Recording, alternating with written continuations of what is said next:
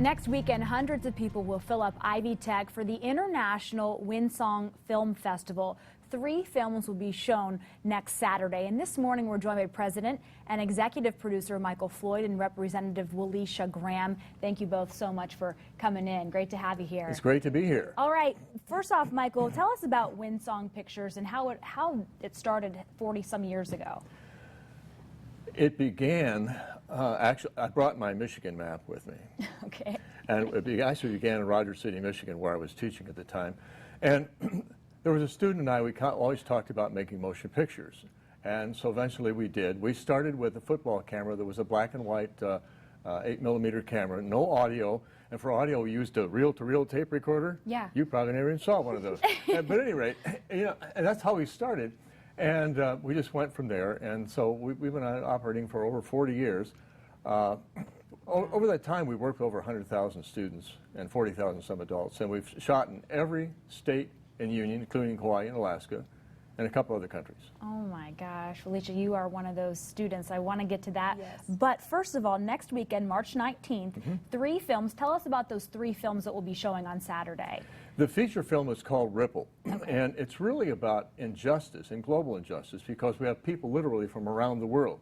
We have people from Africa, Asia, Latin America, and they all live in this in the greater Fort Wayne area. And so part of it is that there are 2 teams that sort of come together. One is called the Ripple team and one is called the World Vision team. And they work to try to create ripples of kindness. And it's somebody standing by a lake, you know, they throw a pebble in the water and you create a ripple. And there's only so much that one person can do. But if you have a lot of people that are creating the ripples, it creates a wave to change the tide of injustice. And so the film is based all on true stories of things that happen to people in Africa, Asia, Latin America, and even here. And the interesting thing is the vast majority of people who are in this film were bullied at one time or another. Is that so? Yeah, or suffered abuse. Tell us about the 2 other films that will be shown. Okay, we have some very gifted and talented actors who lived back in the 30s and the 40s. And so they talk about what life was like then. You know, didn't have all the conveniences that we have today. Sure. It gets mighty cold in January going to that outhouse. And one lady tells a story about how they had to raise a lot of their own food, and they had to pick gooseberries, and gooseberries have a lot of thorns and stuff. And she said, she looked right in the camera and says, "And to this day, I hate gooseberries." You know? That was my favorite line of the whole thing.